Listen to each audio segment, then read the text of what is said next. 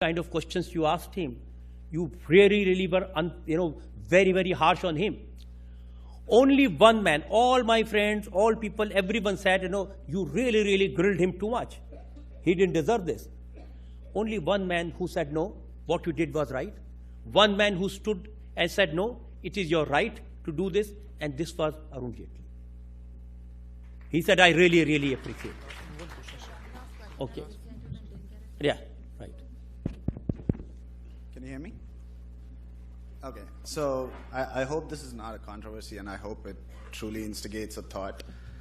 For the past 45 minutes, everybody has been talking about what's been happening in India, but I didn't hear a single incident related or confined to the southern part of India. And this is not just in this 45 minutes, and this is in all Indian channels that claim to be national media and not regional media. And I want to know what you think about it. All your Aapki Adalat AVs that would put out every celebrity that came onto your show, every video clipping that comes out is a North Indian star, or a North Indian politician, and a North Indian. And I really feel like someone had to step up and ask this, and I thought this is the right pocket and the right mind sitting here in Howard that can probably instigate a thought rather than making this a huge, a controversial point. Do you have a comment on why we are not covered in South India? Why national media doesn't cover South India? We, in fact, if you have complained against India TV, we are a Hindi channel, so we really don't have. Even we speak Hindi. But about. I can understand Hindi. But if you are talking about the English channels, if you are talking about the national media that you call the English channel, I must tell you, if you put together the viewership of all Hindi channels and all English channels together, Hindi channels are watched 138 times of the English channels. Okay. So very minuscule. So we're not worthy of business? No, I didn't get worthy of business meaning what? Well, you're saying that the viewership is coming. No, I'm saying one. I'm saying about the, and see, I think your complaint is not really exactly right. If you have watched Indian channels during last 10 days, yeah. From morning till evening, yeah, they have been talking about Shashikala and Panir Selvam. All right. And actually, okay, now, I think my wife, she directs the show. She's corrected me here. Mm-hmm. She's saying you are talking about Aapki Adalat. No. I mean, in Aapki Adalat also, I'll tell you the South Indian people who have been there. Jayalalitha, when she was chief minister, she didn't want to come to Delhi to our studios. I went all the way to Chennai. We recorded a show with her. She came with her own chair, and she came after middle of the night saying, how many steps I have to walk in. She rehearsed that show. Oh. And A Raja, and also G.K. Mupnar. I can give you. And all these people, Jayalalitha, G.K. Mupnar, A Raja, all these people refused to speak Hindi. Still, I had them on my show. Well, so I've been absolutely my fair complaint is India. definitely not against Aapki Adalat, general national Indian media, but thanks for answering. Yeah, general, I think you have to watch the channels now. Last 10 days, I can tell you, I've been watching, it's all over. Just the Tamil Nadu politics, that's it. And people in North India are saying, oh, now you are not showing about us. There's one question there. I have a follow-up question with regards to the same previous question. We really need to. You need to wind up. Sir. So maybe take all questions and just give closing remarks. Okay. Maybe one last Sir, question without mic. Yeah. One last question without mic. No, without mic, no. Sir, With mic. Yes. Yes. Yeah. Mic. Okay. Yes. Mr. Sharma, thank you very much for taking my question. It's a privilege to hear you speak. I've been a New Yorker for 23 years, but the 23 years before I spent in Mumbai and watched your show often, so I'm a big fan. My question is, and I humbly submit that we are all now in the present environment in America appreciating freedom of speech more than ever. And I would humbly submit that what's important is not freedom during speech, but freedom immediately after the speech. I continue to be very disheartened that despite India being the world's largest democracy, freedom of speech seems to be scarce, except in the hands of fearless journalists like you. But when the common citizen speaks up, it's always under fear that he or she is going to offend some sensitivity out there, some communal sensitivity, some religious. How do you think, and what would you recommend for India, where we can have the same robust freedom of speech and freedom after the speech that we are fortunate to enjoy in the United States? Thank you. I disagree with you that there is no freedom of speech in India. Most people feel there is too much freedom in India. And everyone is allowed to say what they want to. There's no one stopping you. Absolutely not. People speak against Prime Minister, President, judiciary, even against media. Every day, everyone, every moment. I don't think that they really need to do anything.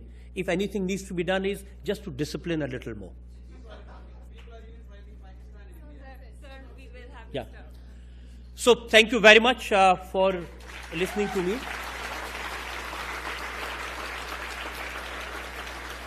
Just one last appeal I want to make to all of you. You're all very privileged. You will all go very high in life. You will have responsible positions, powerful positions. When you really become something, when you really have resources, please help one Indian. Security come in and put order in the room. So can we please have everyone settle down? Can we please have everyone settle down? Otherwise we are going to call security. Please settle down.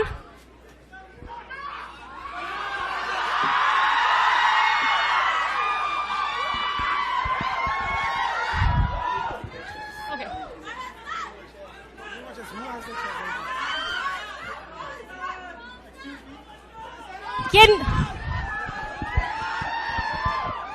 Just call the security. Just call the security.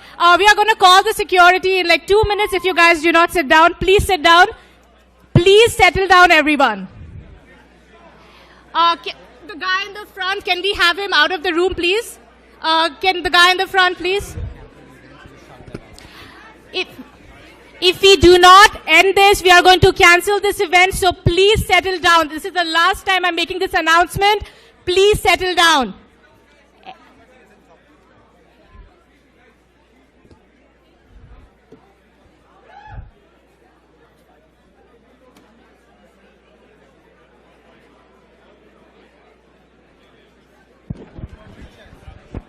Okay, awesome. Say we understand our excitement and let's show it in a civilized way. Yeah. Guys, we understand everyone is very excited and we are too, but if you behave like this, we will not be able to go through with this particular session. So it is in your interest to please be calm and sit down if you want to hear Mr. Pavan Kalyan speak. So please, please maintain some amount of civility here.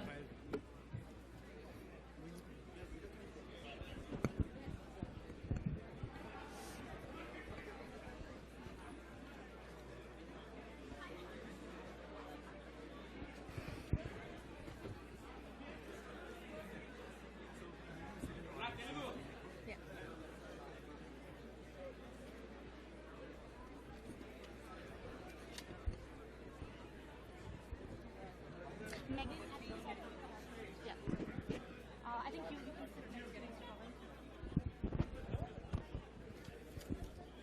There's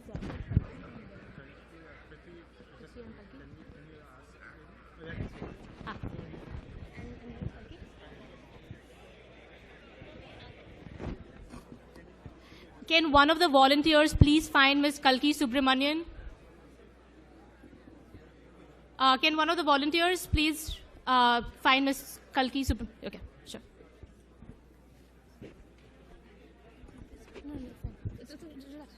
Don't worry about it.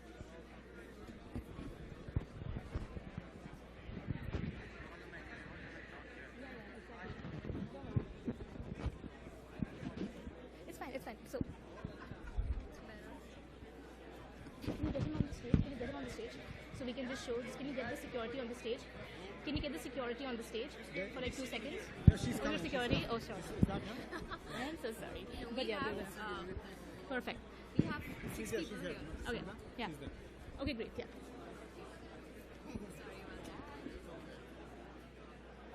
Excuse me, sorry. The back? Okay, sure.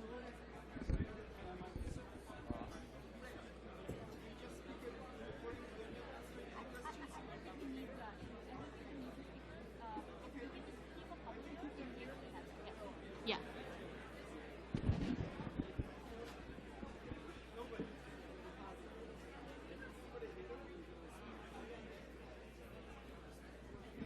Hi. Is Amit here? No, I think it's good. Hey, Rahul. Rahul. Is Amit here? Amit Dixit, he's going to be the first introducer. Yeah. Can we have Amit, Prateek, and Mehul on the side of the stage, please? Okay, great. Yeah, sure. Hi, everyone. Thank you for coming for the Inspire series. I'm Snigdha, and I'm the panel manager for this event. Before I talk about the event, I have a small announcement to make, and it is very important, so I would really want all of you to please be quiet. We understand a lot of you are here to meet Mr. Pawan Kalyan, and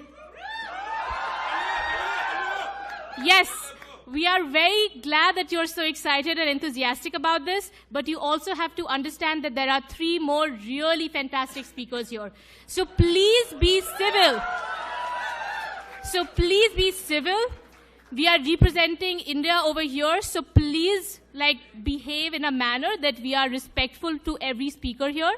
We have security over here, and we will not restrain ourselves from pulling people out of the room. And if it gets really difficult, we will cancel this event. So it is in your interest to make sure that the event goes smoothly. Please understand and please cooperate. All right. Sure.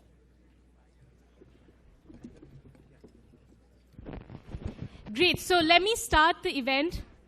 Inspire series, as you all know, is a conversation about individuals' journey towards their ambition, towards their success, their failures. They talk about the personal journeys they've had to reach where they have reached. We have 4 amazing speakers from varied walks of life to talk about their individual experiences.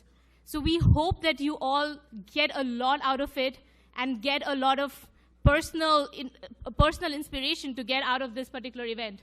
So with that, I would have our introducers introduce the speakers. So Amit, could you please come up and introduce Kalki?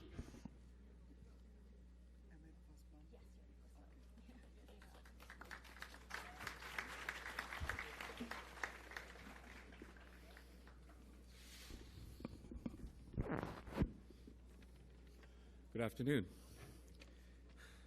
It is my distinct honor to introduce Ms. Kalki Subramaniam. She's an Indian transgender activist, artist, author, actor, and inspirational speaker. She's the founder of Sahudari Foundation, which works for the well-being of transgender persons in India. Through the Sahudari Foundation, she has campaigned for education, for jobs, for the disprivileged transgender community.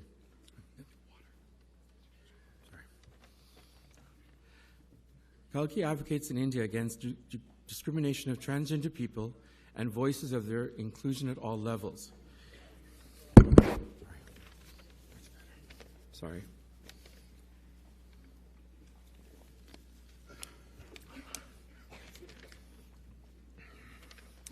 She has spoken at numerous academic institutions across India and has been fiercely creating awareness among millions of students on transgender equality in India. Kalki is one of the major campaigners behind the Indian Supreme Court verdict legalizing transgender identity in India. She has become the first transsexual actor in India to lead a role in an Indian major motion picture, Natakari, and uses experimental poetry and artworks for their theater performances.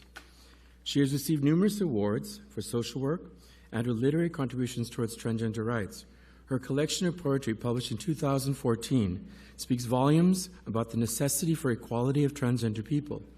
On March 8, 2015, Facebook chose Kalki as one of the 12 most inspiring women of the world who used Facebook for community development in 2016. She continues to voice for social justice of the marginalized through the powerful artworks, literature, performances, and speech. Through the sale of her own personal works of art, she's able to fund an education of the trans community that are left in the shadows and not seen in the light of education. For me, it's a personal pleasure to introduce Kalki, as we spoke earlier today, and I'm truly inspired by the work she has done for the transgender rights movement in India, as we see that that is the true way to get LGBT rights in India. Thank you so much.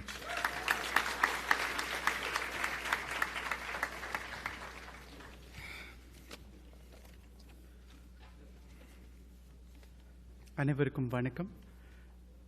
Wonderful people on the dais, vanakkam. And everybody here, a very good evening. Thank you for that wonderful introduction, sir.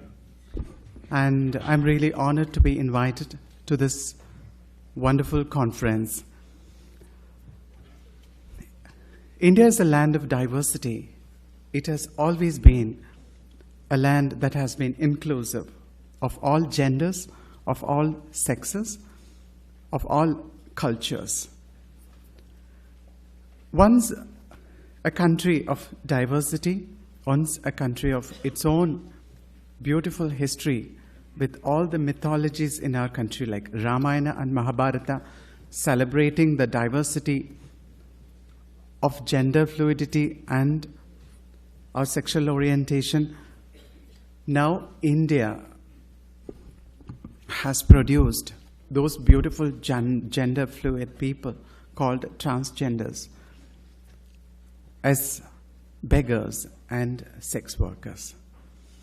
What was once a country of celebrating man becoming woman or woman becoming man and vice versa, which you can see in all our sculptures, scriptures, that diversity, that celebration, it was destroyed after the arrival of the British in our country. With their narrow-minded politics, law, and values, it has definitely destroyed our country.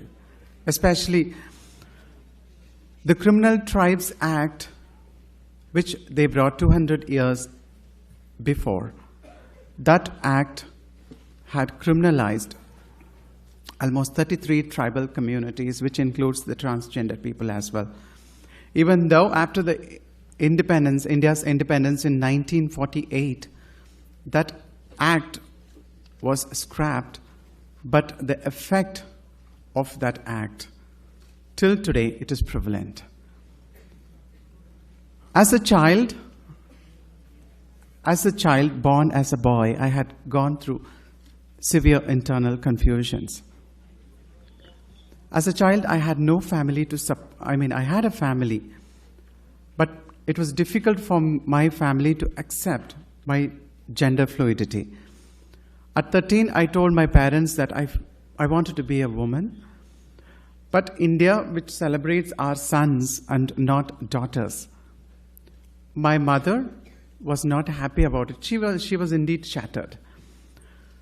And at 15, I wanted to commit suicide because I had severe discrimination and bullying and teasing at school where I studied, not only by my fellow students, but also by my teachers. And at 18, I was sent to a mental health center where I was staying there for a month because they thought it is a disease. My family thought it is some kind of a disorder, but no treatment, nothing happened because I don't have an illness. People are born this way. It was not my choice. It was God's choice. And I'm happy about it. I've gone through so many challenges in life. And at school, if it was about discrimination and bullying, at college, it was even more. It was sexual violence against me, and it was so difficult for me to complete my undergraduation and post-graduation degree. And at 13, I had a friend who was a transgender who had been abandoned by her family. I was a kid who was in search of people like me. I became friends with her. She was indeed a sex worker, must be 20-year-old. I was walking with her along a dark lane because our friendship was not accepted by our families.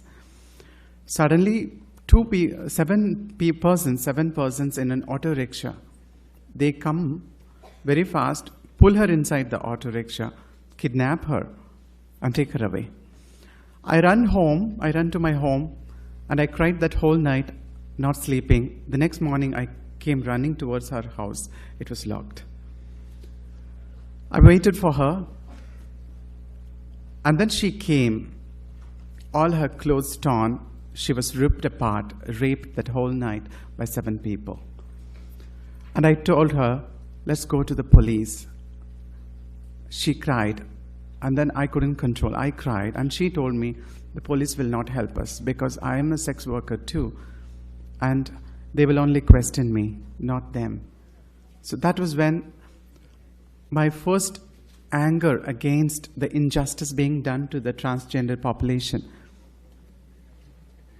I had witnessed it.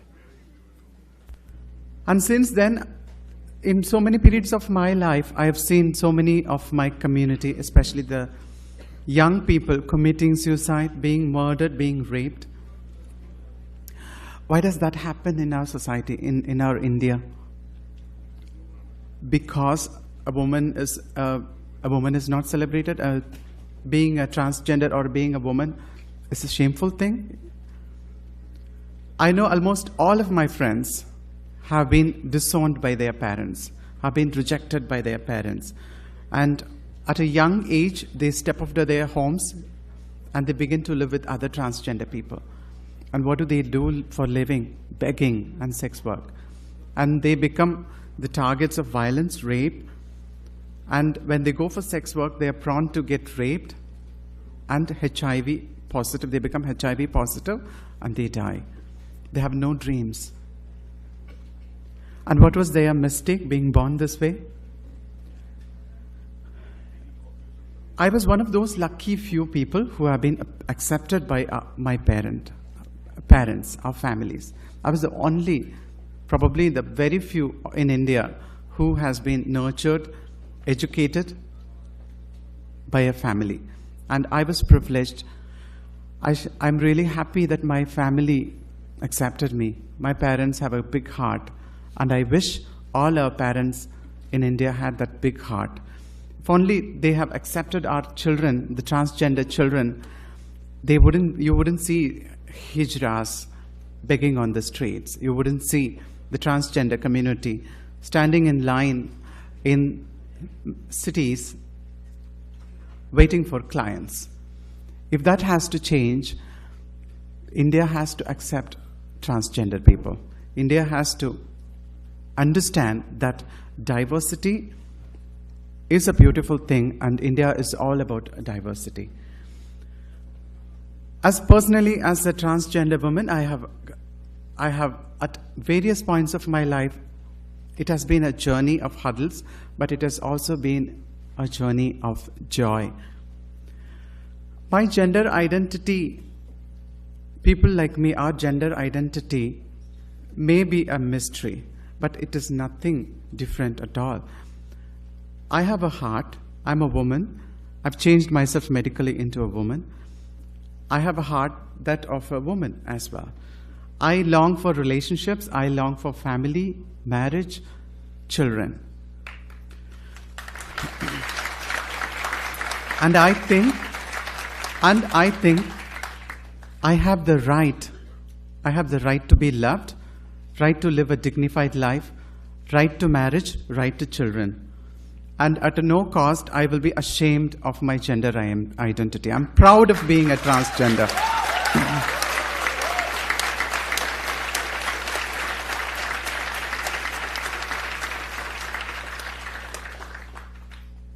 At 25, I decided to start a small organization. It's called Sahodari Foundation. Sahodari means sister.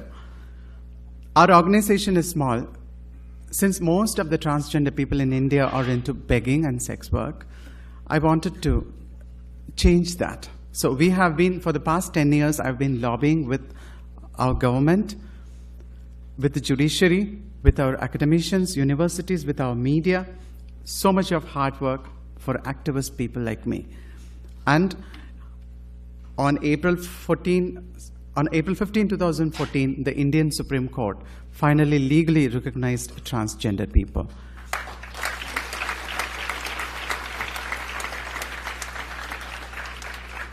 But law, policy, will that change people's mindsets? Will that change our families' mindsets? It will not. It won't. Our society has to change, and that through our education system in India, we can change. Our education system in India is so pathetic. It is only of mugging up and memorizing all data. It does not really teach human values. It does not really teach how to respect each other and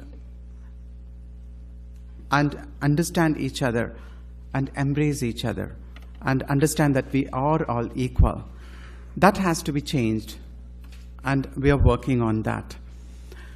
As I said, I'm not a transgender. That's not my real identity. Is woman is your identity? That comes as a last. You're an artist. You're a fashion designer. I am an actor. I act in theaters as well as in films. I'm an artist. I do paintings, and I sell my paintings, and I fund the education of underprivileged trans women. And poetry. I published my first Tamil poetry book named Kuri Aruthen. It means phallus I cut, which is going to be soon translated into English as well. And my journey continues. My gender identity is not me. First of all, I'm a human being. I'm an Indian. I'm a human being. And I'm an artist, I'm an activist, I'm a writer. And my transgender or transsexual or hijra or whatever they call me is the least I'm bothered about. I have written a poetry, and I would like to read my poetry. It's actually in Tamil, but I translated it into English. It's called Phallus I Cut. No transcendental yoga I performed to transform myself into a woman. I cut my phallus, soiled in blood, and transcending death, I became a woman. Oh, you do not have ovary, woman you're not, said you. Well, oh stop. As you have removed your manhood, you are now a desolate tree with decayed barks. You have dug the grave of your own lineage. Live you may till your roots last. The earth that bears you shall give up one day, as you have not planted your branches below, said you. Well, I do not want that ovary to carry your excretions of caste and religious fanaticism.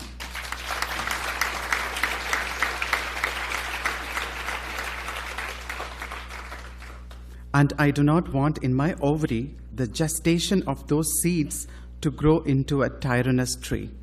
Many a woman has carried the seeds of your discriminations. Many a woman who has carried the seeds of your discriminations has made her ovary your lavatory. Luckily, I'm not a woman by birth. And that you deny to accept me as a one is in fact the freedom I got. I do not recite the gynogrammar you have crafted. Call me an error in nature, and call me what you will. I know myself for sure, who I am at any given hour. renouncing the religion, casting away the caste, we are united as the rejected. Can you live this life we live? Can you become a woman without carrying a womb? Can you become a daughter without sucking your mother's breast? I can. Cut the phallus of your chauvinism, and then, and only then, you tell me that I'm not a woman. Thank you.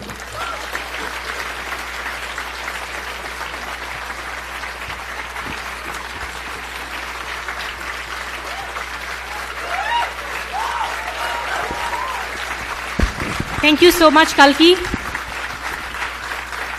Can we have Pratik on stage now to introduce the next speaker?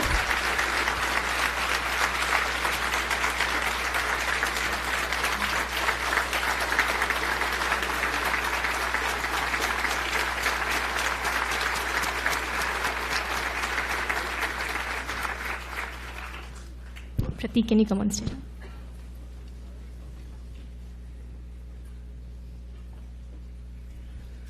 Thank you, Kalki, for such an inspiring speech.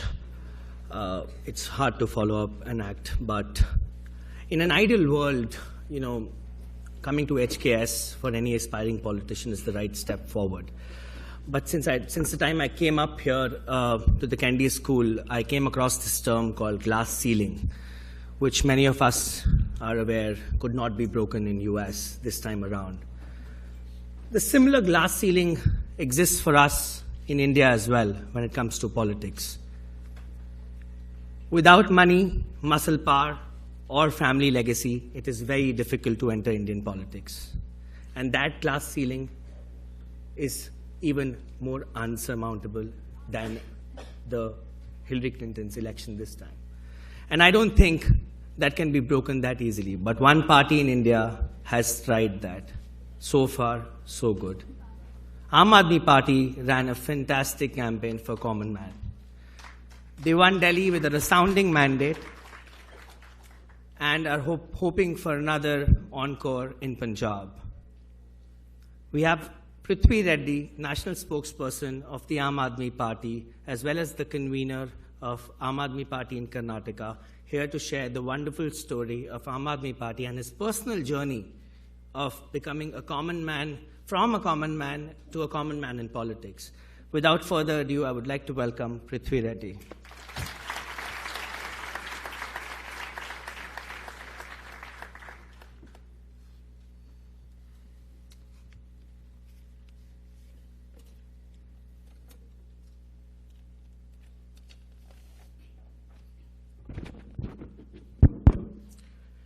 Good evening. It's wonderful to be here with you. It's very special for me because I couldn't get here as a student, and it took me becoming a politician to actually get to Harvard. 2 weeks ago, in the midst of a very heated election campaign in Goa, I received a call inviting me to come here and speak with you. I couldn't help but wonder why an ordinary person like me would be invited to speak at such a privileged conference. Was it because I was crazy enough to join politics in India, ignoring a business which was flourishing and making sacrifices as far as my personal life went? I then realized that it's not politics that defines my image. I think it's the image of politics that common men and women have set out to change in India that defines who I am and what I do. I wish to share with you the journey which has brought me to where I am today. Soon after graduating as an engineer, I spent the next couple of years working in Europe, earning in Swiss francs and spending most of my money on travel and food, that too in lire, made me feel like a millionaire. This was much before the advent of global sourcing or internet business. It was a time when exports happened only through personal and business contacts. Having been exposed to some of the best manufacturing processes in the world, I believe this could be done in India and could be done at a much better cost. Well, this was the official reasons for me to come back to India. The real reason being I missed family and friends and could not do without hot idli sambar for breakfast and biryani for lunch. That's when I was hit by a truck, literally. Imagine the mental trauma of a 23-year-old as I lay in bed, not knowing whether I would live, and being told that if I did, I would be a vegetable. It was hard. I actually read a lot about people in similar circumstances who had successfully made it out of similar situations. I must confess, it was the love and support of my family, friends, and my wife Pratima, whom I was dating then, that actually helped me pull through. I was determined to live, not just live, I was determined to succeed. After miraculous recovery, I spent the next 15 years in the rat race. Business flourished. However, I had lost touch with the real world.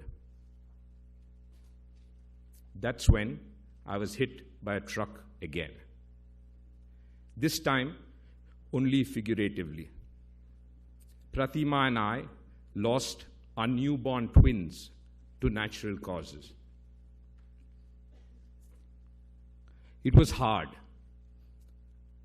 I actually spent the next 6 months meeting various spiritual leaders to try and find out an answer as to why this had happened. This incident very quickly brought me off the proverbial high horse, not just to the ground, but below the ground. It was timely advice I received from a friend who said, imagine someone had put a 50-pound weight on your back. You must know this weight will not come off. However, over a period of time, you'll gain the strength to carry this weight, stand, and move on. I decided to accept the weight and move on. What my friend didn't tell me, however, was that over the years, that this weight would be redistributed around my waist.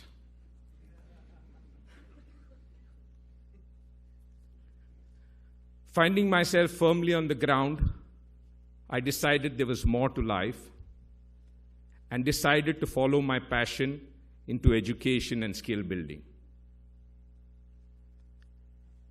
It was a wonderful experience to actually get involved with a rural school that was set up by my father.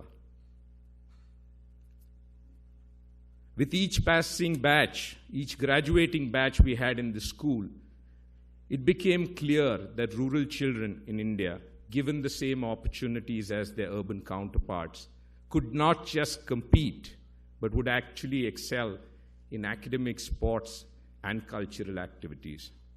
Imagine a girl who played badminton in the open air and on mud courts was competing at state level.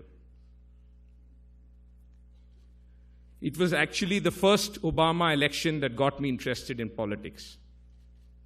The huge volunteer participation, the $1 crowdsourced election funding, most of all, it signified hope and change. It was at a time when democracy in India had been reduced to voting once in 5 years. Voter turnout was as low as 50%. Most importantly, this 50% of voters, 80% of this 50% of voters formed a vote bloc which was influenced by all the wrong reasons of money, muscle power, religion, and caste. Along with a few friends, I founded a citizens' initiative called Smart Vote. Our intention was to increase voter turnout, to help voters find out more about their candidates so that they can make an informed choice. We actually ventured into trying to create a new kind of vote block that would be around issues. Very soon we realized that the apathy of voters had to do more with the lack of good choices on the ballot and a political system which was infested with corruption. It was around this time that, I think it was the year 2010, that political corruption in my state of Karnataka had hit the roof. My namesake, the infamous Reddy brothers, their cabinet colleagues, and the then chief minister were looting the state of its natural resources. We founded something called, actually, a citizens' movement called Corruption Saku. Corruption Saku means enough of corruption. This movement then went on to become the state chapter of the national movement India Against Corruption. I had the wonderful opportunity to work with people like Shri Anna Hazare, Justice Santosh Hegde, Arvind Kejriwal, and Prashant Bhushan, along with millions of Indians, not just in India, but around the world, who had come out on the streets protesting against corruption.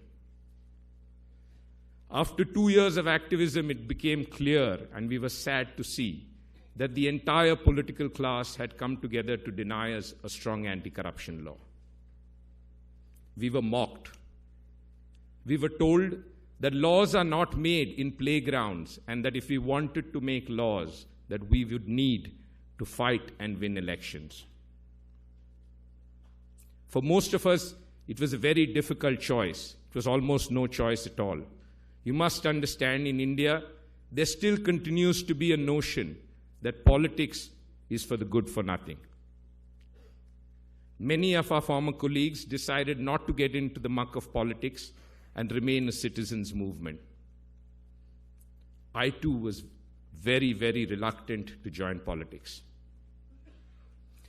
It was an interaction I had with a 26-year-old Swedish politician who told me he had dreams of the way his city and country should be, and he thought politics was the only platform for him to realize these dreams. He told me that while I was doing good in running a rural school and my skill building program, that I could only impact the life of a few hundred children. He went on to say that through politics you can actually impact the lives of millions of children in India. This is what convinced me to join politics.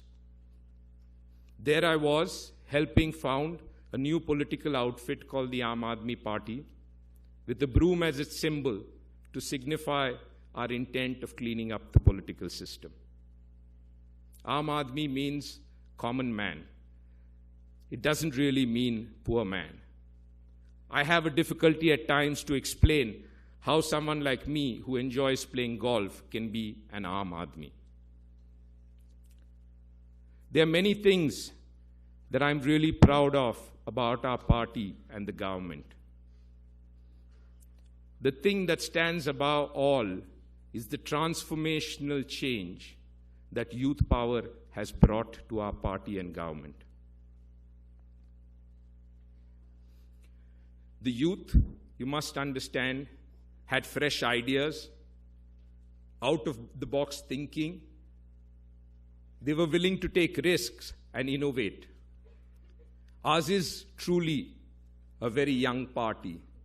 The highest decision-making body in our party is in its late 30s. Our treasurer is 27. Our organization secretary is 28. The much talked about education reforms is run by a 30-odd-year-old woman.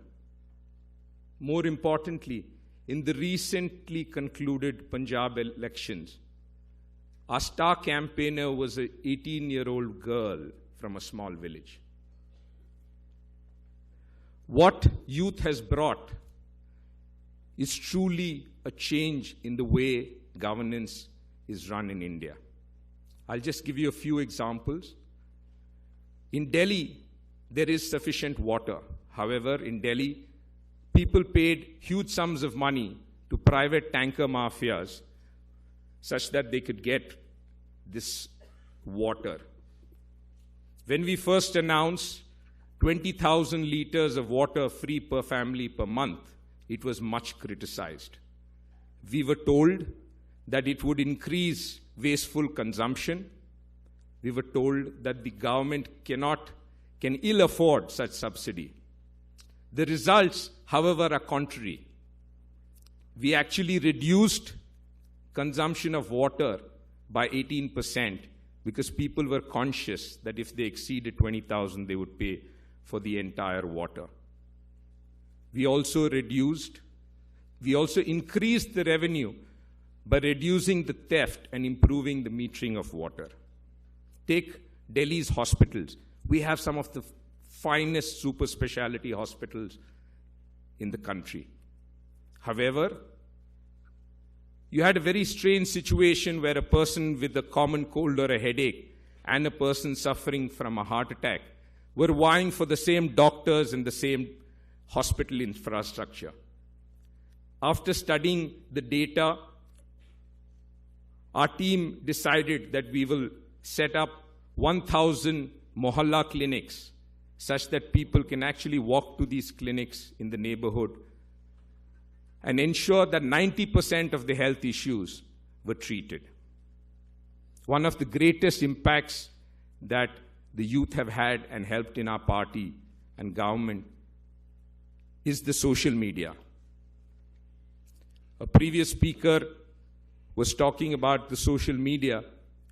I think the social media has done a great amount of good for a party like us because it's helped us tide over a finicky media, an erratic media, which can be both a friend and a foe. Recently, the social media outreach of the Aam Aadmi Party went beyond 150 million people. It's helped us to reach out directly to people with our message as well as ensure that we are able to rebut false propaganda. The next big round of challenges and opportunities are there. We have grave problems in India. We've only just started and we have a long way to go. To tackle this and other challenges, my party and I welcome collaboration with experts and problem solvers with open arms. I'm fortunate today, I must say very fortunate, to be speaking at the best education institution in the world and to some of the brightest minds. It's a matter of time before many of you will receive hefty packages from companies either in the B2B or B2C businesses. I invite you to consider an incredible value package with the Aam Aadmi Party in the V2P business. V for we and P for the people. The value you'll derive from the V2B business is an incredible satisfaction of impacting lives of millions of Indians. Not just that, you'll be very proud to have solved some of the world's most grave problems. If you are interested in an opportunity, do contact us.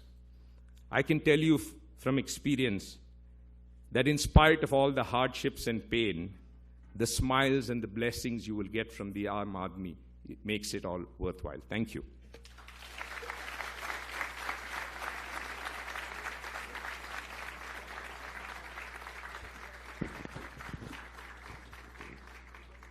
Thank you so much, Mr. Reddy. So before I begin, a little announcement for the speakers. We have timekeeper at the end. Mehak, could you raise the placard? Yeah, so she would be showing you times if you're running over. And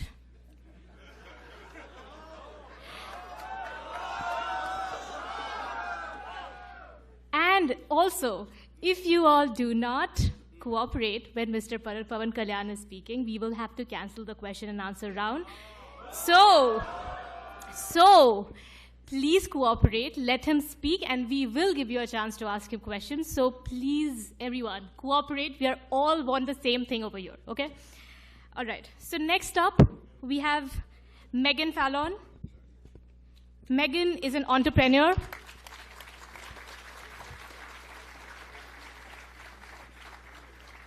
Megan is an entrepreneur, a designer, and a passionate mountaineer. Bringing these diverse talents together as the CEO of Barefoot College International, she exemplifies exceptional vision and commitment to social leadership while advocating for strong professional practices within a social innovation context.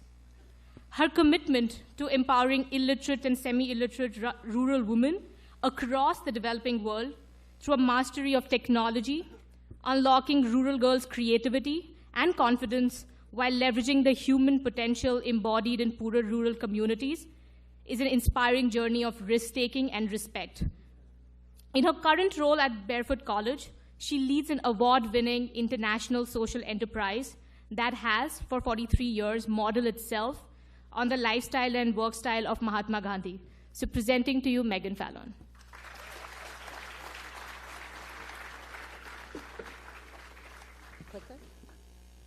Namaste, everybody. Really honored to be here. Okay, we're going to go without the clicker. I'm not going to talk about my personal journey because the work for me is my passion. And I think it speaks very much to why I do this. I think that'll be evident to you.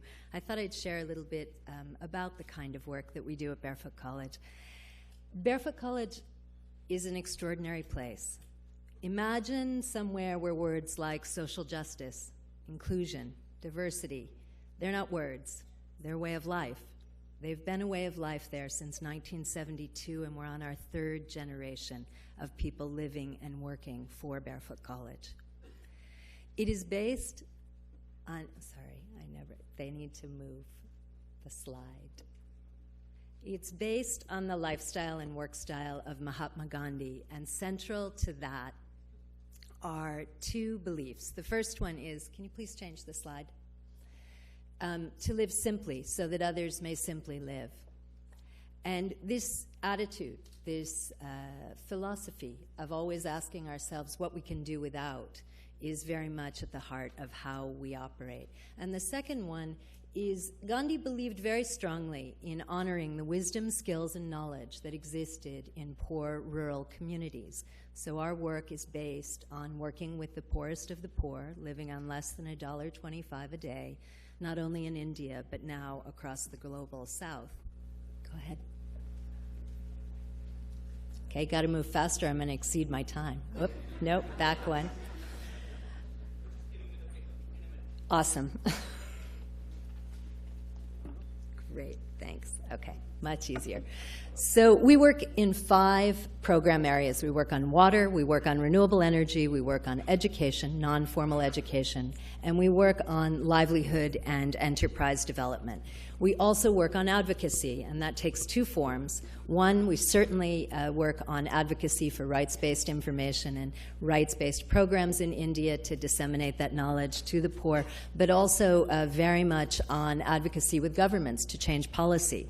We are a true social enterprise in the sense that we are working on what I call triple bottom line delivery. Yes, we deliver programs. More importantly, we use human-centric design to look at the social norms, barriers, and systems that have created inequality in the first place. And we very consciously design around those. And lastly, we work on systemic and long-term policy change so that the things that we're doing are institutionalized in government budgets and government policies so that these kinds of inequalities can actually be eradicated. The campus is set in rural Rajasthan between Jaipur and Ajmer, and we have more than 260 people living on the main campus in Rajasthan. It's fully solar electrified. We exist on rainwater harvesting, And it has been solar electrified since 1998, which is pretty exceptional. It is, as far as I know, the only college in the world built by and for the rural poor. So you see me speaking to you today, but I am not Barefoot College. Barefoot College was built by a beautiful collaboration between urban educated youth and youth in rural areas. And this magic of bringing these two groups together is, I think, what has sustained it through all these years and what we now work very hard to exemplify. So we redefined professionalism. We like to talk about professionals as being confident, competent, and having belief. Having a certificate doesn't make you a professional in our eyes. We started in education, but non-formal education, and in fact trying to capture all of the children in rural areas who do not attend state school for a variety of reasons. Most importantly, they're needed to help families subsist in their way of life. That is not to be confused with child labor, but it takes everyone in a family to survive in rural India still today. So primarily, these are girls. More than 80% of the girls who attend this program come from families where their brothers most probably do go to school, but they, in fact, do not. They herd goats, in fact, in many cases, or work in fields from 6:30 in the morning until 5:30 in the evening. And then they go home, do their chores, and come to our solar-powered night schools. The curriculum is a big change from what you find in the government schools. First of all, the teachers are from the community. They're non-formally trained teachers, and they are capacity built by us to be able to deliver a place-based, issue-based, and civil society development curriculum. This means that mathematics lessons are based on crop rotation and crop yield. We figured out early on that if you can give girls fantastic skills in practical knowledge, their value at home goes up dramatically. Fathers are far less likely to see them as a marriageable financial commodity and much more likely to want to keep them around at home. What happens is we run a children's parliament. So we have a prime minister, we have minister of education, minister of water, and incredibly, in 35 years, there's never been a boy prime minister. We have only ever had girl prime ministers. It is a thoroughly engaged and interactive program that is really extraordinary and unique in the fact that children are really encouraged to be 100% who they are and to participate fully in their own learning. We'll come back to why that's important in a minute. Our exploration of solar energy started very early on, and this is a remarkable program now which has gone global, and so I'll talk about this just for a minute. We work in solar-powered reverse osmosis desalinization of water because water is one of our primary areas of work. More importantly, we also started working on solar cooking and then solar home lighting. We began looking at light as a human right, not a luxury item that you ought to be able to be rich to afford. Access to clean light is a human right, and it enables everything that we would like to see positively coming out of the developing world. So for 1.8 billion people, this is light. And for many million children, this is how they study at night. This is a young boy in Belize, and then they throw the batteries in the water source outside the door when they're done. But it's a bit tough to learn to read and to really interact and be able to do livelihood or be able to have a healthy environment. The number one killer of women in the developing world is the inhalation of black smoke coming off of bad kerosene, which is what you see in this picture. And whole families use that for light at night. So we'd like to change that picture. We think this is a much more holistically healthy picture for children to learn with good quality light and also whole households illuminated. In 2010, we started training women and men to be solar engineers. we started looking at why can't civilians, why can't citizens be empowered with technology and technology knowledge to be able to serve their own basic needs. And what came out of that was a couple of extraordinary lessons. The first one is we learned very quickly on men are untrainable. They're restless, they're mobile, and the minute they learn a skill, they run to the nearest city and they leave their communities. And women, on the other hand, were completely the opposite.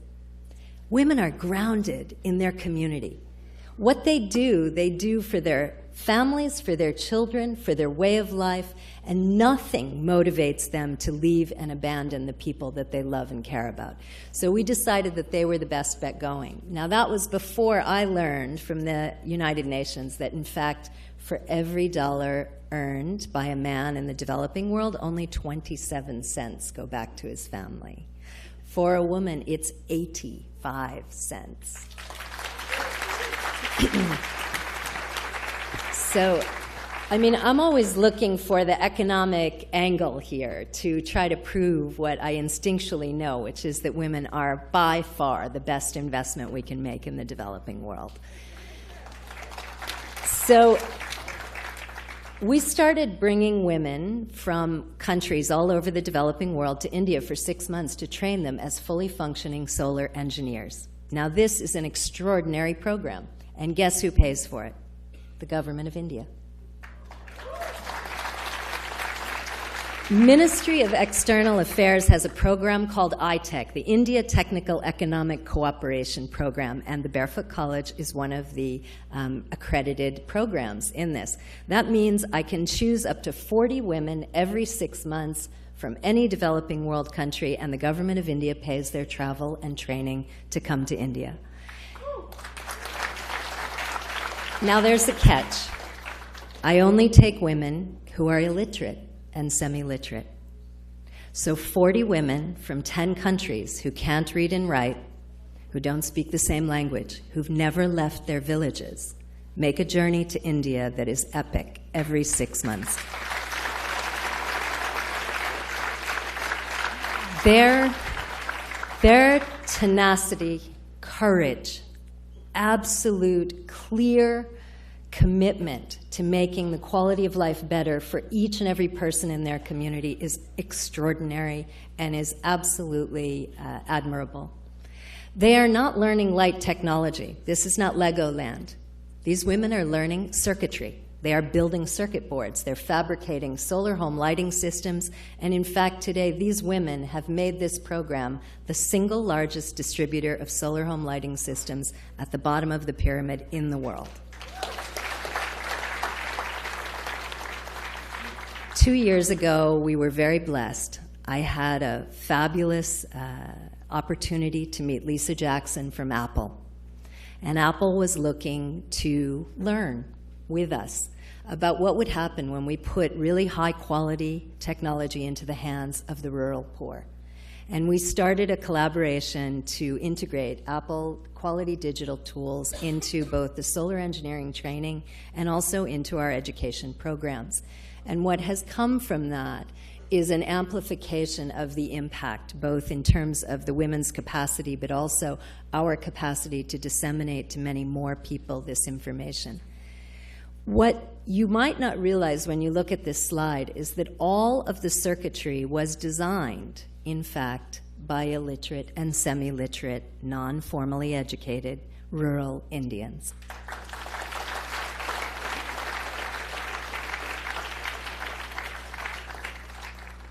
To be able to be one of only 2 Indian organizations who have exported their model globally, I think is something really to be proud of. And I am most happy to share that with you because it's something you all should be proud of too. When we bring light, we don't just bring a lantern. We light up a whole household. And we do it for every household in a community. And they are means tested. They are participants in this program. They have helped us to develop this into a blended social enterprise, which now sells, markets, and sends these home lighting systems around the developing world. In 2008, we had this sort of a footprint, 5 countries, and today we are in 81 countries. There's not too many for-profit enterprises that have had that kind of scale and that kind of ability to partner with organizations all over the world. I think that's one of the beauties of social enterprise. But we've trained more than 960 women solar engineers. And in recognition of that, the government of India has now funded us to build 5 Barefoot Colleges in sub-Saharan Africa. We're also working on one in Guatemala, one in Fiji, and one in Myanmar. So this model is going to go global in a very large way. We recognized that data and being able to report on impact was incredibly important, and we couldn't afford to buy any of the fancy data collection services. So we went to the drawing board on a Thursday morning, and within a week we'd figured out how to use a lot of open source software and be able to create our own, which we did. And it's now delivered by women and by my staff around the world in communities themselves, and that data is fed back. These are just some images from the women. That data is fed back, and we use that data then to be able to advocate with government. We don't talk about gender. I don't talk about gender equality when we go to a community to introduce this model. But you can bet when she climbs up there and puts that panel and turns on the lights, and the whole village gives the village exactly what they want most. Her place, her recognition, her role as a role model for other girls and even young boys is assured. We don't need to talk about gender. She becomes a wise professional in that community, and her role is changed forever. But of course, it's never enough, and so she asked for more, and we said, okay, what do you want? Because everything we do at Barefoot comes from the bottom up. And she told us there were 8 categories of information that she wanted in order to be able to sustain long-term economic viability. So we started doing micro-enterprise with her, basic rights-based work, home budgeting, women's reproductive health and wellness. They now become teachers of all of these skills. They have to high-five after they learn everything. That's not to say great job, it's to say you have to teach 5 more women. So it's gone viral through the women. All of these things are digitized without language so that they can be disseminated across languages. These are tribal women, Chhattisgarh, Orissa, Jharkhand. These are women who never even knew what a digital tool was, and they're taking an iPad back to their villages. We started developing sustainable livelihoods and creating curriculums around sustainable livelihoods for those communities so they could then build economic mobility and economic energy on that. We launched our first round of honey last year. It was sold out. We'll now go to 5 states in India with the honey model, and so you too can buy Be Barefoot honey soon, coming near you. We developed a clothing line and a training program for master trainers within the solar engineers, which they now train on in their training centers. This line has been incredibly successful in East Africa, and again will move to Latin America this year. The women were really proud to present the Prime Minister with some of their products last year. In fact, he's, for those of you who don't know him, he loves technology, and so he was really fascinated with the solar technology. I think the important thing to note is that in thinking about India as a global leader, this shift that's coming now, a leader within a South-South conversation, and really driving different kinds of development initiatives, we are really looking at this as the first, and I hope of many, initiatives that partner with government, with host governments in the Global South, to take Indian best practices of fine community work and show their relevance to all developing world countries. This problem of the digital divide and inequality that exists between those of us who have access to energy, access to connectivity, and access to content, which means we can learn and access what we'd like to know, is a critical issue, and in its wake comes a lot of the issues that we're finding around radicalism. And in the space where there's no information, good information comes slower somehow than bad information. So we started looking at the existing model we have and how it can scale even further. And since there's a workshop in every community that has 300 watts of power on it, we then went to our in-house R&D team, also non-formally educated. I think there's one in that team who has 8 years of primary school.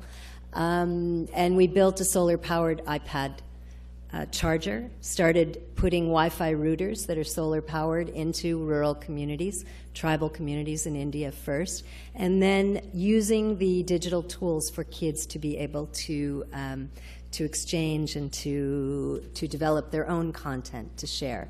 So I'm going to leave you on that note, and with just one final thought, which is a Gandhi thought, which is we may never know the effect of our actions, but if we do nothing, nothing will change. Okay.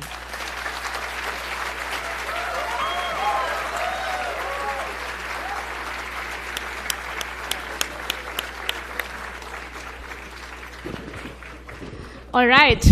You guys have been great so far. So please be great going forward too. And if you guys are tweeting, please use the hashtag IndiaConference2017. Great. So before we introduce the speaker, we have a 2-minute clip that's going to come. So Prati, can we have the clip?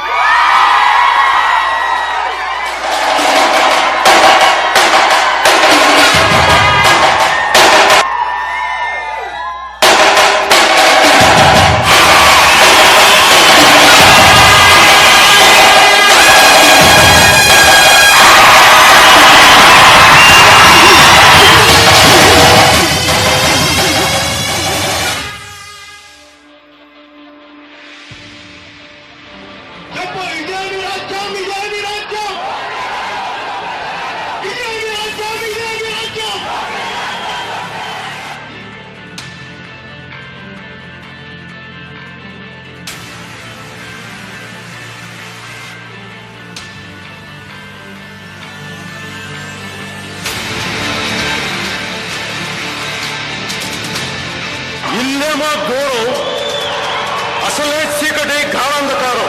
చేతిలో దీపం లేదు, కానీ గుండెల నిండా ధైర్యం ఉంది.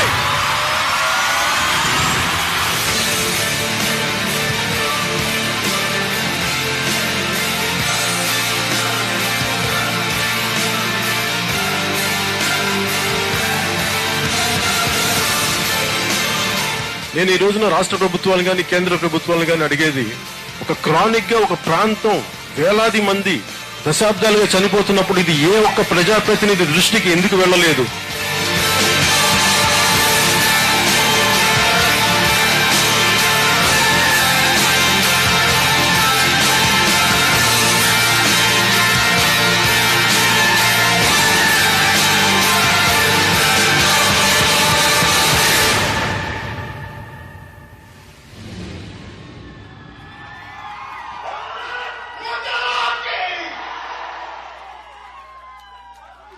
Wow. Wow. Wow. Wow. Okay. So I'll take just a minute. Not more than that, I promise. Right? I didn't know that I would be in this situation to try and introduce someone everyone already knew. Right? And this is probably my poster boy moment at Harvard as well. So I'm here to introduce you to Mr. Pawan Kalyan,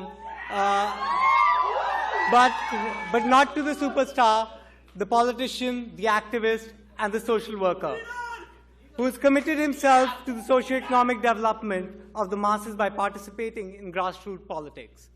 In a country where election strategies are still developed on the lines of caste and religion, Mr. Kalyan, wow, I'm forgetting. I'm just getting stressed, sorry. So Mr. Kalyan has basically developed a new strategy, and he's reaching it, I'm sorry, guys. It's just too much stress. But it happens, I know. So I've often heard him say, I have no caste, I have no religion, I'm just an Indian, right? Just yesterday, there was a rally of more than 500 cars, which happened in Nashua in Mr. Kalyan's honor. So taking no more time, I invite Mr. Pawan Kalyan. I'm sorry, sir. I couldn't do a better job.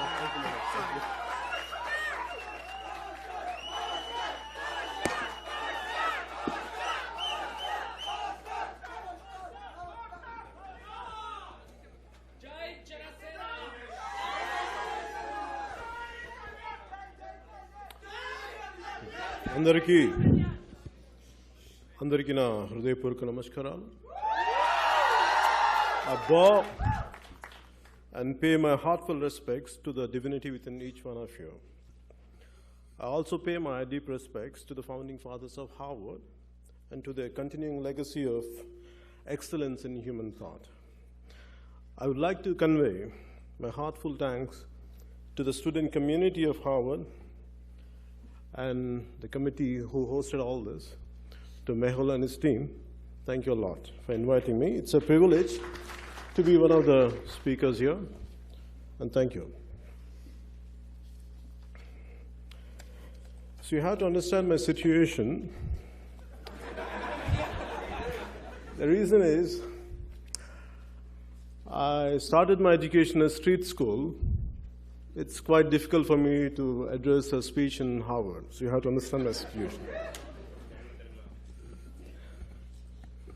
My preteens and adolescent years, from late 70s to early 90s, was a beginning and end for so many cultural, socio-cultural and political changes happened. So for me, as a kid, I was coming from a very small, lower middle class family. My father started his life as a police constable, and my mother being a housewife, and we are a family of 5. So I was a sick child. I had a bronchitis problem, so I had ample time to contemplate about life's problems. Whenever I used to fall sick, not going to school, I used to be at home. I used to have all the time to think about what's happening around me. So one day, maybe just finished my street school, which means it's literally on the street, in a small town called Ongol. My father transferred to another small town. So they put me to another school, which is definitely a better school than what I used to study there, where I had studied earlier. So in that school, one day we had a lesson. My teacher was telling about, in the class, the lesson's name is Ma Badi. It means our school. The lesson explains how beautiful our school is and what kind of school it is. And we have such beautiful trees, we have a huge playground, and we have a lot of things to play. We have a beautiful library, we have this kind of books. So it goes on. And suddenly my teacher turned because I said something to my friend and everyone were giggling. And he said, Kalyan, get up. I said, what were you saying? And I said, I had a doubt, and I was sharing with this guy. I said, what is it? I said, our school doesn't have a playground, and we don't have books, and we don't have any trees. And for me, what the teacher did, she told me to get up, and she gave me the beating of my life. Till now, I could never forget that. Because for me, the first time I realized in my life what had been written in the books, what had been said in spoken word, and the reality are two different things. So for me, that has become a lifetime obsession to see the gap between what has been said and what has been done. That has become a lifetime obsession. So till now, my obsession is, even in the political manifesto, it's still not manifest. What they promise and what they deliver are two different things. So for that reason, it has become such an obsession to me. I lost my focus in my education. Constantly I used to see issues everywhere, problems everywhere. So successfully, I failed in my exams. True. I successfully failed in my exams, so I could not continue my education. So I had to stop. So the reason was, I was so stressed out, and everyone, all my friends were going to for universities in America, and they were doing good things. And here I've been failing. I failed in 10th grade, I failed in 11th grade, I failed in 12th grade. I was consistently I was failing. I went into some kind of depression, and I wanted to commit suicide. Because for me, it was such a painful situation. Here, I could see pain and problems everywhere, and my focus is not on the education, on the social ills. So I thought of committing suicide. My brother, I think most of you know that my brother is also an actor. And he had a licensed pistol. Yeah. So I thought of taking his pistol. I want to kill myself for the humiliation, for I'm not able to live up what my promise and what my parents had taught of me to become something. There was a pain I had. So luckily I said to one of my family members, and they hold me somewhere, they counseled me, and somehow I could not go ahead with that. And later I had given up my education, and somehow I started doing whatever I could do. Maybe I was experimenting with my life after that. I went into a different kind of education. I did my computers, and I went into yoga. I did a lot of martial arts and everything. I was continuing like that. For me, as we all know that, every individual is a product of his time and environment. This was my environment. I grew up. So finally, what annoyed me or what irritated me was to come into politics after being an actor. For me, to get into acting in the first place, I was not at all interested in acting. I wanted to be a yogi. And because for me, I wanted to be away from this materialistic life. I was deeply in yoga. I was doing a lot of meditations for a few hours. And I used to give a lot of nice spiritual lectures to everyone in my family. Yeah. So one day my brother was quite a hard worker, and he used to work day and night. He used to come home completely tired. Here I said, I used to tell him what life is all about, how we should be detached. One day he was so irritated with me, and he said, "Idiot." Yeah, he called me idiot. "Whatever you say, I agree with you.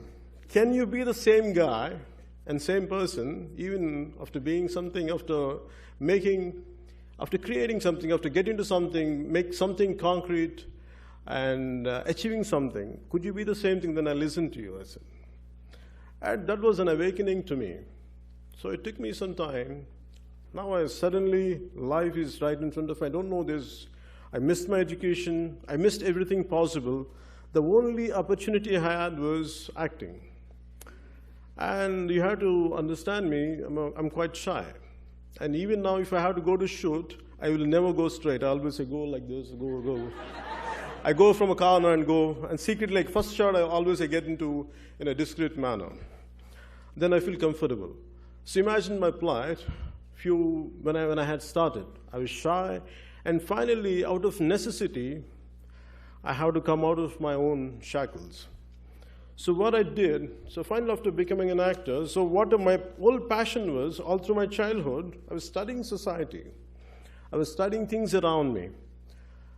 At one point of time in my childhood, because before I was consistently, the reasons why I was failing was, I could see a lot of issues, a lot of injustice happening around me.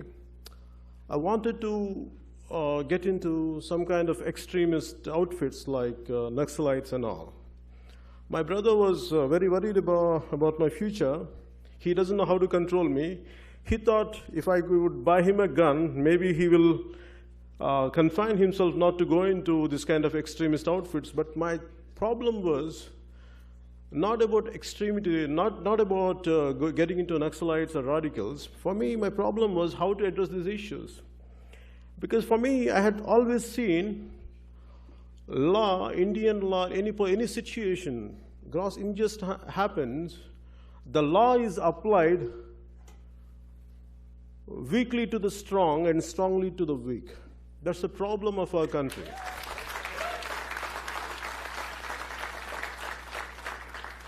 So for me, somehow I was very upset. And all through my life I struggled because, as I said, especially in late 70s and 90s, it was quite a turbulent time, at least for me. The reason was I wanted to embrace an ideology, and here we had capitalism one side, and still communism was quite active then, and Union of Soviet Socialist Republic was still active. And for me, my father comes from a communist family, and he was a hardcore communist. My mother is a deeply religious, and my father, like any other Indian communist, I don't know, definitely my father, like other communists, I don't know, but my father was also a great devotee of Swami Vivekananda and Ramakrishna Paramahamsa. So the contrast of communism and Swami Vivekananda teachings used to be right in my home. It used to be quite confusing for me. So I don't know which one to embrace. So I was to wonder what kind of ideology is needed for me to go ahead and to go ahead. That I had these problems. So for me, as I was going ahead, after I had become an actor, and finally I thought I could not do all this, so let me at least in my films, let me project what I have, what I feel about society.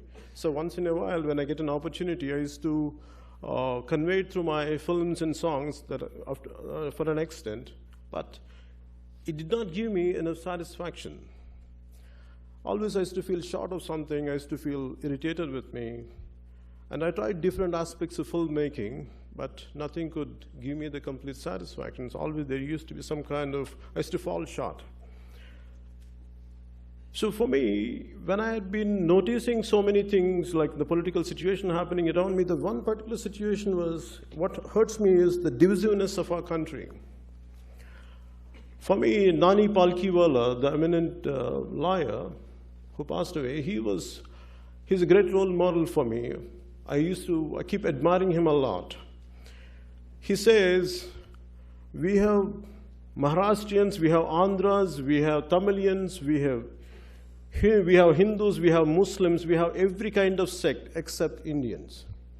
For me, our society has divided into so many verticals.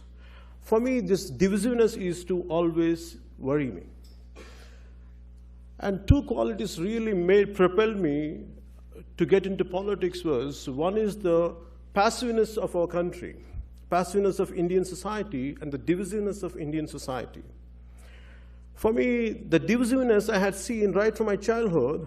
My father, being a government employee, he used to go from place to place. For me, always for every 2 years, I have to get into a new school and a new neighborhood and with new group of friends. For me, the difference is, you have to get into a new school, and suddenly my language used to change because I was previously in some other place. So my language, my dialect used to change. So people used to see me like an outsider. The only difference is the Telugu, the same Telugu I'm talking about, it's not even another language, the same Telugu for 100 kilometers, the dialect changes, and people used to see me as an outsider. So they could never embrace me completely. So that used to confuse me, that used to make me ponder why. In the same way, I had seen the passive attitude once in my childhood when I was in 7th grade. My sister was she's around 16, 17 then, she used to go to a dance school.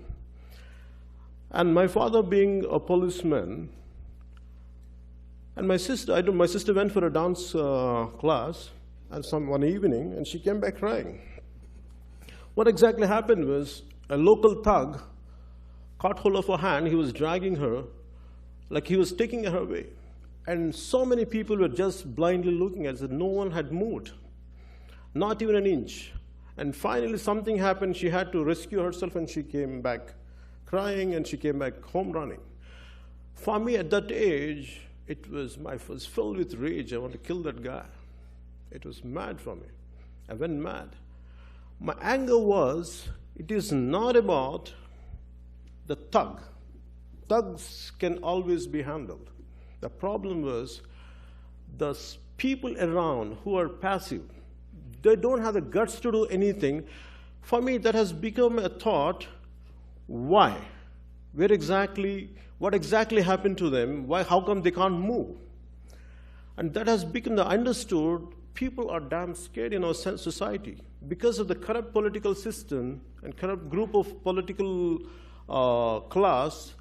And the law works only to the influential people and only to the powerful people. So that's the reason. That's what happened to me. That's why our society has become passive. For me, that was the reason. I had seen the same attitude was getting multiplied every day and every day.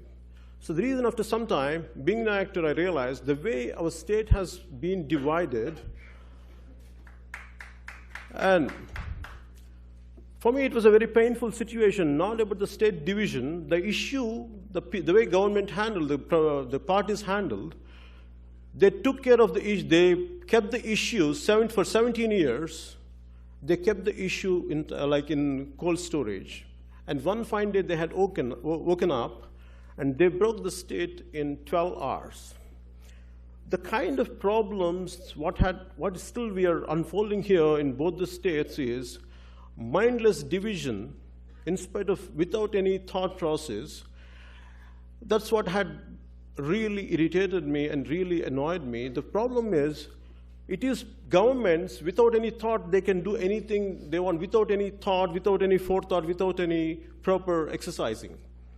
That has created a lot of problems. For me, the divisiveness is always a problem. Imagine, in one country, we speak one language, suddenly, same Telugu-speaking communities has become bitter.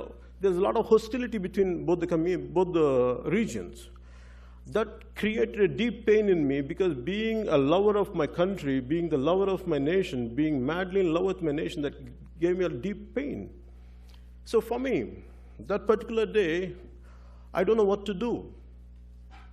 And previously, I had went into politics to support my brother, but I had given up after some time. And the only thought was, I want to unveil the truth. I want to show the problem what exactly, the way it should be, the way to look at it. The reason why I came into politics was, the issue, I don't have any problem. What exactly happening, because my generation doesn't know what exactly happened. It is the problem of 60s politicians and 70s politicians and 80s and 90s, the successive political class made mistakes, and the future generations has to pay the price for the mistakes of the earlier generations and earlier political class. That's what really gave me pain. So that's the reason what made me to come into politics. And for me, the problem here is I don't have much time to communicate to you. Maybe tomorrow I'll communicate to you. The only thing is I can tell you, time is too short, so I'll give you a few parting lines. I love our country. I want India to be culturally, though we are different communities, we should be as one no matter what we do. We have to be culturally, really, India has to integrate. Janasena stands for cultural integration of India. The parting words would be, I want to say, in Telugu they say, "Ye desam egina indu kalidina pogadarani talli bhumi bharatani." Whichever country you go, wherever you step into, without praising your motherland, never get to. So I want to say, Bharat Mata Ki Jai.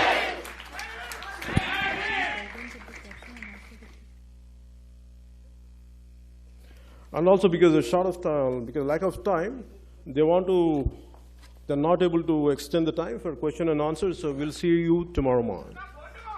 Sure. Thank you. Good night.